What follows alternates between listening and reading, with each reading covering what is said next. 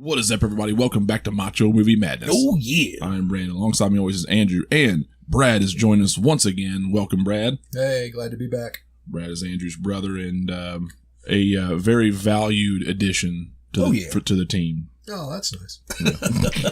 Oh, sweetheart. Yeah. That's the nicest thing I want to say about him today. Yeah. You're lucky you got that. That's fair. Yeah.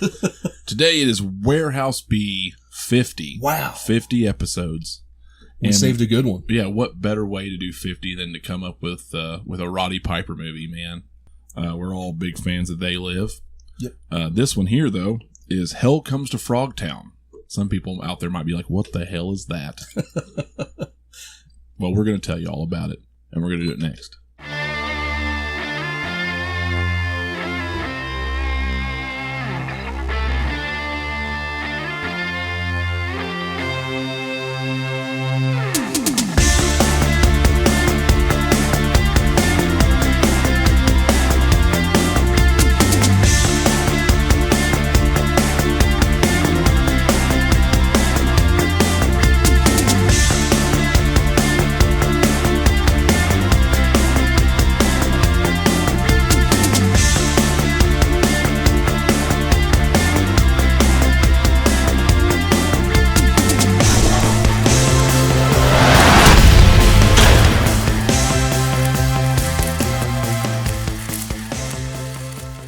Cue the opening. What is up, guys? Welcome back to Warehouse B, episode 50. This is Hell Comes to Frogtown, starring Roddy Piper. Hell yeah. A 1988 post-apocalyptic movie. Post-apocalyptic science fiction adventure comedy. Yeah, that. It's all those things. All those and things. More. And more. And more. Yeah. And frogs. Yeah. Mutants from a nuclear blast that look like frog people. This one came out, though, straight to video. Did not get a theatrical release. I think it was meant to, right? Right, yeah. They decided just to do it straight to VHS, I suppose, at the time. Yeah, I guess it'd be VHS. $1.5 million was the budget, though. We did have a budget on it. And it was directed by Donald G. Jackson. But R.J. Kaiser gets a credit here. Yeah, depending on who you talk to, Kaiser might have done the bulk of the work. Yeah. On this, and it sounded more like it was Jackson's idea more than anything. Speaking of that idea, why don't you just run down the plot of this amazing movie? Boy. So you basically have this nuclear fallout that happens, and it makes everybody infertile. Fertile, myrtles. Not fertile myrtles, yeah. And poor men. One of the side effects is a lot of people end up becoming these mutant frogs. Yeah. And so there's very few people left to procreate in this world. They've only got one man that they find named Sam Hill, played masterfully by Roddy Piper. Yes. And basically they get him, and he is supposed to repopulate the world after they go and get these ladies, they're kind of breeders, back from Commander Toady.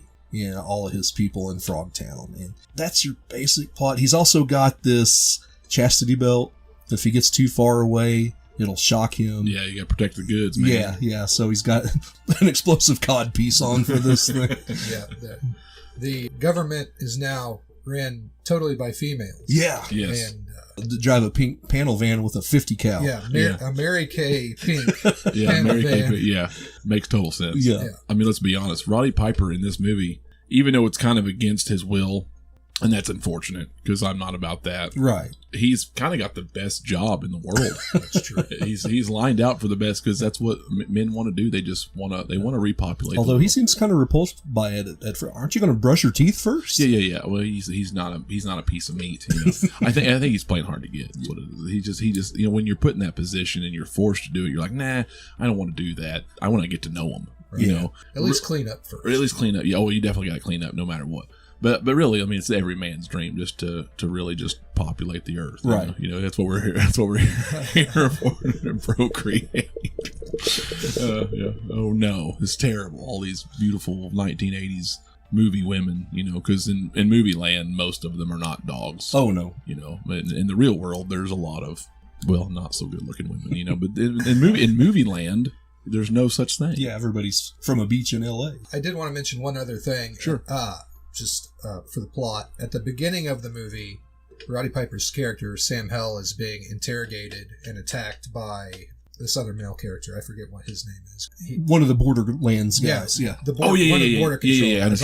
I forget what the character's name is, but he comes into play later in the movie. So I'll just spoiler alert it. The movie came out in 1988. So if you haven't watched it, go watch it. It is a great movie. But the guy who's interrogating him at the beginning of the movie, Sam Hell, has slept with his daughter, and he's not happy about it, and that's why he's getting conscripted into the female-controlled military. That guy shows up at the end of the movie whenever they're about to escape the toadies and the frogs, and he shows up with a rocket launcher. William Smith. That's right. Yeah. Okay. Yeah. Captain Devlin. Yes. Yeah, I forgot all about that dude. Yeah.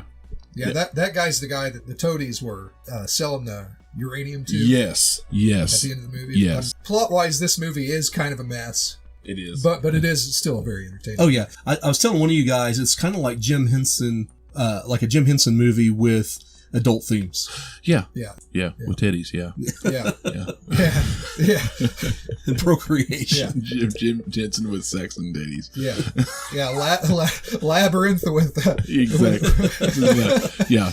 What we're going to do is we're going to scratch all these musical numbers, and we are putting titties in. Yeah. Okay. Yeah, and dick jokes. Yeah. Sign me up. When people think about the plot of this movie or just look at this, you're like, man, this is not good. Like, this is gonna be a shit waste of my time. But when you watch it, it's got so much charm to it, man. It's just something that's very entertaining. It's just a wacky movie. Just a wacky ass movie. And you know what sells it, honestly, is Roddy Piper. Yeah. Like that's like, this movie could not work with anybody else.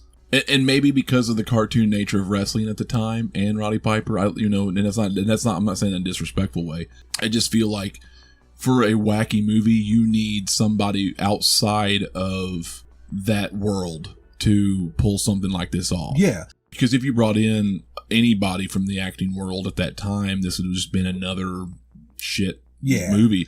Even if it could, even if it was the same movie, it for whatever reason wouldn't have that appeal, that charm to it, because I think it's the presence of Roddy Piper. Yeah, just like the things he brings to the fight scenes, just like in They Live, like when they're fighting on that rock that like Captain Kirk. Yeah. He was also in like Bill and Ted. Yeah. At one point, he does an eye poke to Toady. Yeah. And it's like, if you brought anybody else in, they completely missed that spot and the comedy involved with that. Yeah, so. There's just something that Roddy Piper can bring to the table just by being Roddy Piper. Yeah. And it just works, man. It works. There's a charisma that he has that absolutely definitely comes through in this movie. Absolutely. Yeah. I like the chemistry with him and Spangle, played by Sandal Bergman in this too. Like when he's got the first girl there, he's like, "Aren't you going to clean her up first?" And you can tell there's something there between the two the entire time. And I really like that. I like her in just about everything I've seen her in. Yeah, I haven't seen her in a lot, but she was really, really good in this movie. Yeah. And you said she had the no nudity clause. The no nudity clause. So Cincinnati ended up the guard who was on post that first night. You're out of uniform, soldier. Yeah. Well, I'm glad she was. Take a load off, man. Yeah. One thing I noticed when watching this movie, they're driving that pink van with the 50 cal. Some of those roads they drive down look just like when they were going to like Enrique's in Terminator 2. Yeah. Like I think they were all shot like right in that same spot. Probably so. Pull up on the rattlesnake, fence and everything. Probably so. Yeah. They reuse locations like crazy anyway. Yeah, that's one thing I thought. I like the locations in this movie. I do too. Yeah. It's a really, really well lit and shot movie. Yeah, especially when they get into Frogtown. Yeah, it is. All the lighting in there. Yeah, it's a really, really good looking movie considering. Yeah, even the cinematic shots are good of the car coming down, Yeah, it is. Yeah. Through the desert. It's $1.5 million put to good use. Yeah. For real. Yeah. I mean, we appreciate any movie like that, really. I think that's what makes all of Carpenter's movies so charming too, because he can take nothing, a shoestring budget, and just make it look like $1 million. Yeah. That's one thing. Piper wasn't nearly as good here. I think he did this before he did They Live. Where you can tell he had a couple directors who I think they were kind of struggling for power. Yeah. Where when he had John Carpenter, that's like a whole other level of Roddy Piper. Yeah, and I think from what didn't you say there was something about they weren't allowed to talk to Piper, or somebody wouldn't allow. Yeah. There was some drama there. Kaiser said they were just making, just a goofy movie about Frogtown, and meanwhile Piper had hired like a acting coach and stuff. Yeah. they had said, you're not allowed to talk to Roddy. Was this his first movie, though? Yeah.